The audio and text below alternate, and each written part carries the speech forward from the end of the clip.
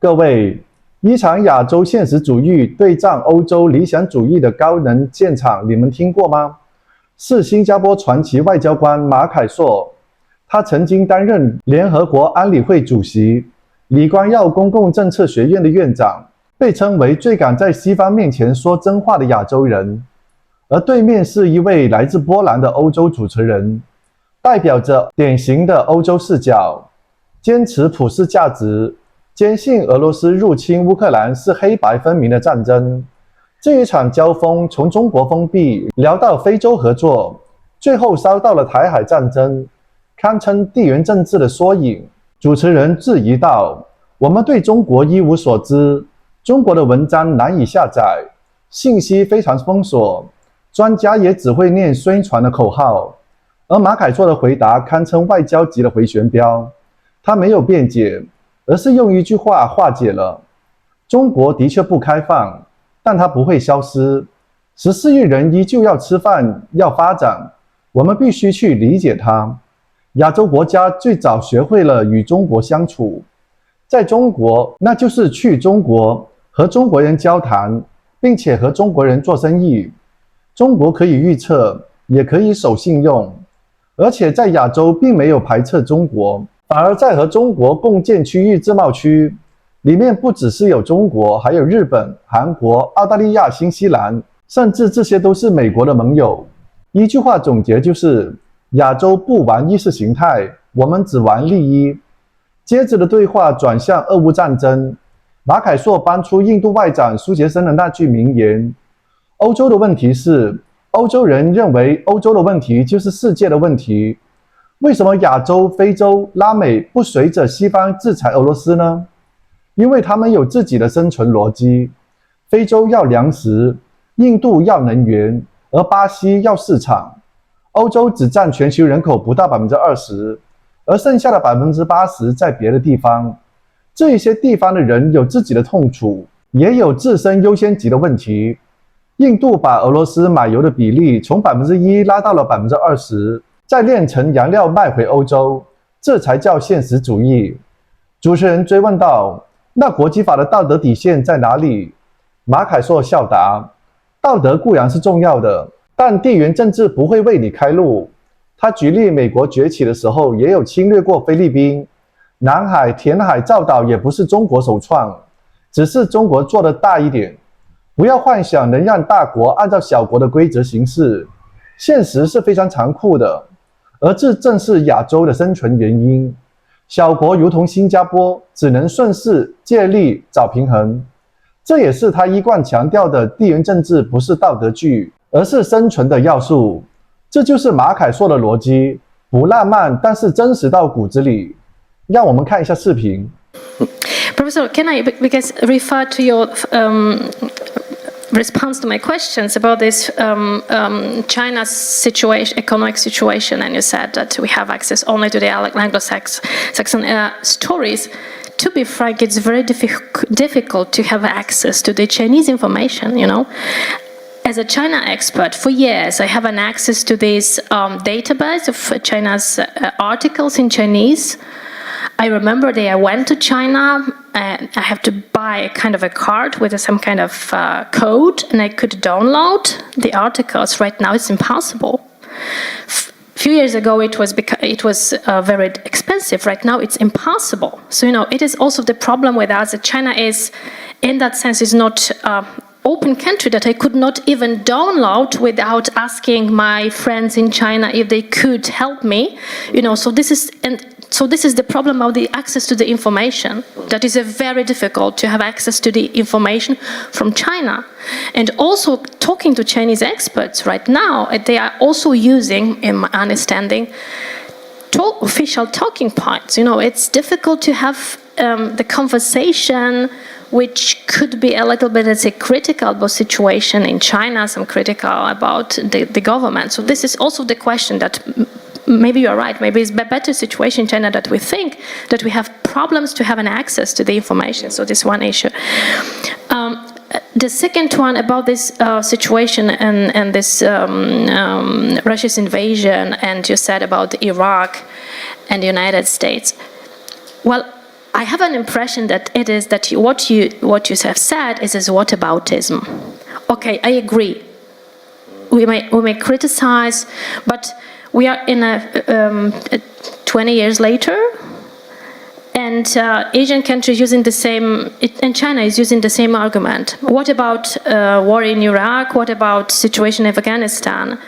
So let's go a step further and say, okay, there was a mistake. It was a mistake. We shouldn't do that. So maybe why we should also say, but what about? It's like a whataboutism. Don't you think that we should be pretty clear that it's an invasion, and so this is my question. And to be frank about our interest in cooperation with Africa, and so in your book you wrote that we should cooperate together with China when it comes to Africa. Well, generally speaking, yes, I know that we should, as a Europe, cooperate with Africa, and it's not a question. But right now, the biggest problem for us is the war that we have behind our border, the classical war where Russia is an aggressor. And to be honest, here in Poland, this is the biggest problem, the biggest question, that we are really afraid of a situation that Russia and Putin says is openly. That, let's say, eastern flank, Poland, Baltic State and other targets after Ukraine. So it's not only war between Russia and Ukraine, it is war between Russia and the Western countries. So this is the biggest problem. And when you say about migrants, we have so many Ukrainians here because we accepted them, we open our arms, offer them shelters. So, this is the biggest problem. Right now, okay, I agree that we should cooperate with Africa, but this is the biggest threat, the biggest challenge, the most important thing, that we have a war. It's not like a hybrid war, because to be honest, before the invasion, we thought that it could be kind of a hybrid war. There is no any expectations that will be, let's say, classic, old-fashioned war, but we face it. There are people who are killing by Russians. So this is the most important issue, and we have a problem how to cooperate with other countries, how to convince them that it is our biggest threat, and how to cooperate with them if they think that it's not important. And talking about war in Iraq, okay, it's, from my understanding, it is whataboutism to some extent. Well, for your first part of your question about getting information in China, and the second part about whataboutism, I guess is what you call it. It's an interesting phrase. Now, getting information in China is difficult. I agree with you. But unfortunately, China is a reality. 1.4 billion people are not going to go away. And China will become the world's largest economy. So we have the unfortunate responsibility of trying to understand our biggest neighbor, right? And but in one way or another, we Asians find that by traveling to China, I go there 3-4 times a year. I meet people, have reasonably candid conversations, sometimes about what is their problems and so on and so forth. And at the end of the day, most Asian countries find China a predictable partner. That if you make a deal with China, the deal sticks and it's done. And also, the world's largest free trade agreement was launched in January 2022. It includes, ASEAN countries proposed it, 10 ASEAN countries. It includes China, and includes 4 allies of the United States: Japan, South Korea, Australia, New Zealand. So you can see that in Asia, we take a very pragmatic view of these things. If it works, we do it. And we will work with China, we will work with India, we will work with any country. We also work very closely with the United States, by the way. And in fact, the United States has invested more in ASEAN than it has in China, Japan, South Korea, India combined. So we have close ties with both. So that's our approach, is to be very pragmatic, focus on our interests, and then we carry on. Now, when you ask about the position, why doesn't the rest of the world take as strong a position on Ukraine as the Europe does? I think the Indian foreign minister replied to your question. Do you remember what he said? He said, I'm quoting the Indian foreign minister. He said, the problem with Europe is that Europeans think that Europe's problems are the world's problems, but the world's problems are not Europe's problems. So he said, for example, why did you all run away from Afghanistan? You spent so many years there. The West just abandoned Afghanistan, and then the region has got to pick up the pieces. He says, why isn't Afghanistan important? So I think it's important for Europeans to show some degree of sensitivity to the interests and needs of other people, including the interests and needs of people who are much poorer than Europeans. And I would say exhibit A is the Africans, right? Now, as you know, in Asia, 3 countries have imposed sanctions on Russia. Japan, South Korea, and Singapore. 3 countries. But the rest of Asians, no sanctions on Russia. Among Africans, no African has imposed sanctions on Russia. Among South Americans, no country in South America has imposed sanctions on Russia. So I think you should ask yourself, why are they not doing so?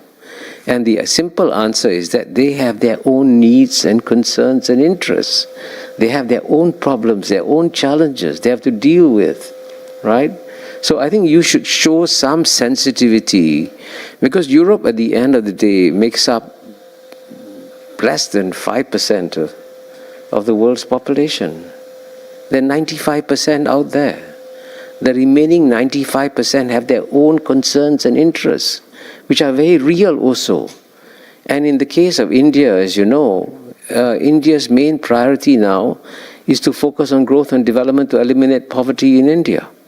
And one way they're doing it, when the prices of oil went up, as you know, India went from buying 1% of Russian oil to buying 20% of Russian oil, because they had to keep their economy growing.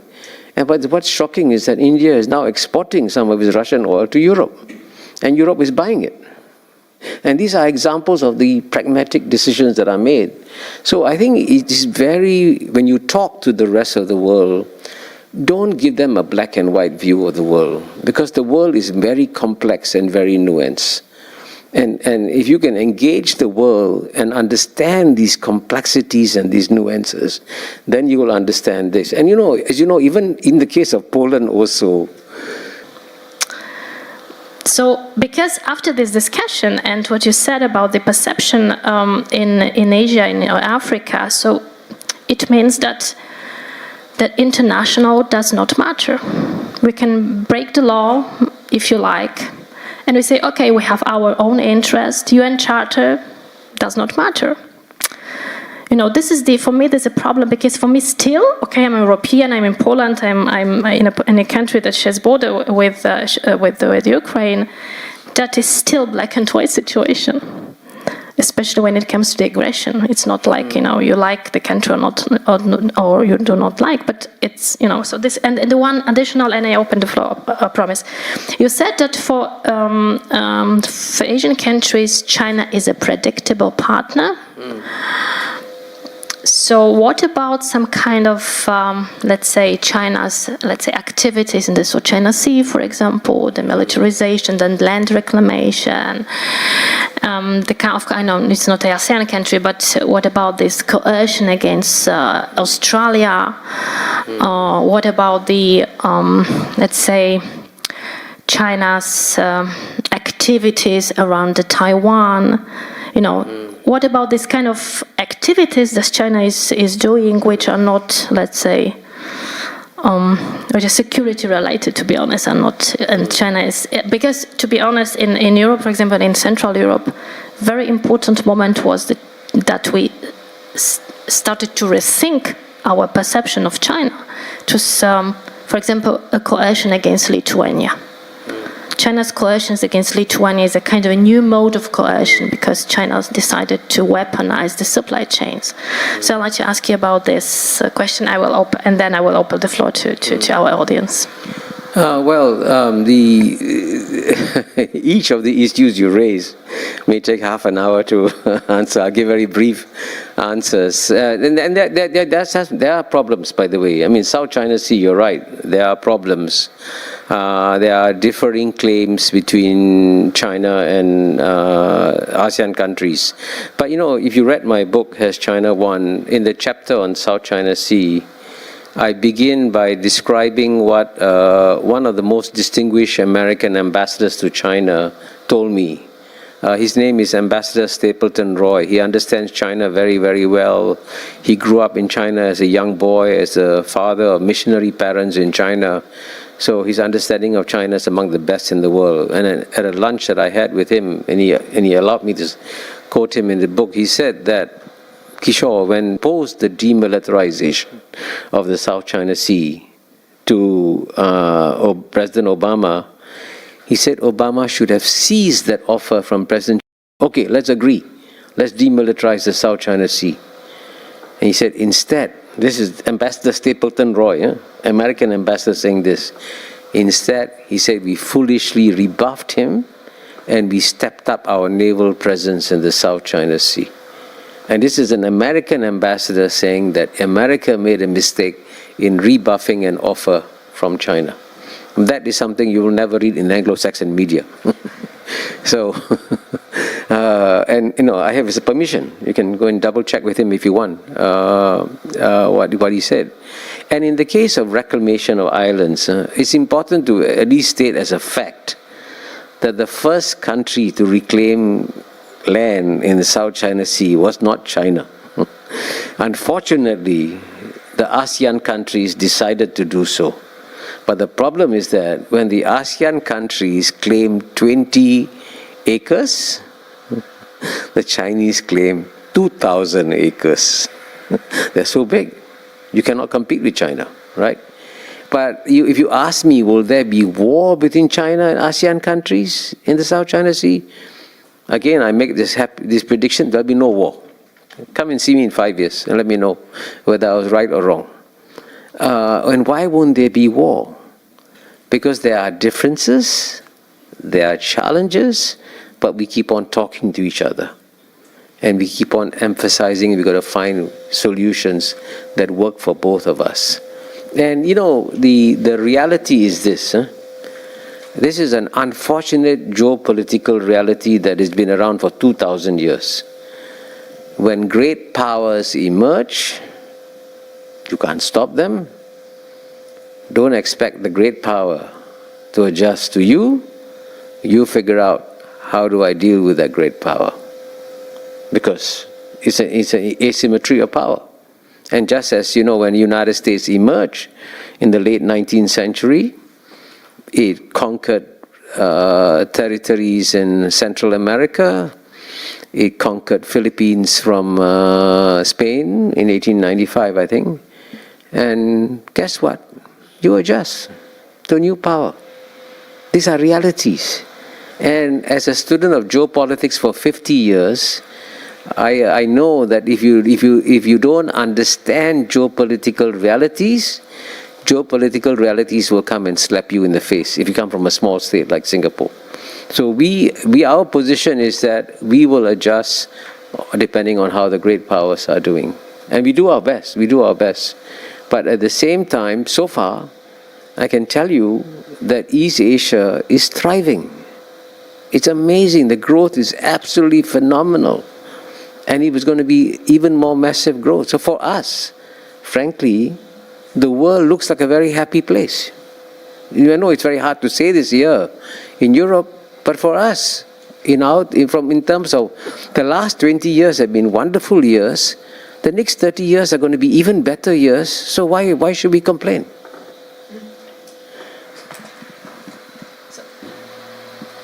The last question, I promise.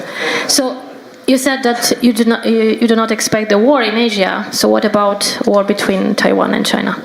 The last question, I promise. I confidently predict there will be no war between. Let me call it the Taiwan situation. Let me explain it in a simple paradox. On the one hand, Taiwan is the most dangerous place on planet Earth. Now, it is the most dangerous place because it's the one issue that can bring United States and China to war with each other. But on the other hand, the chances of war across the Taiwan Straits over the next 5, 10 years, very low.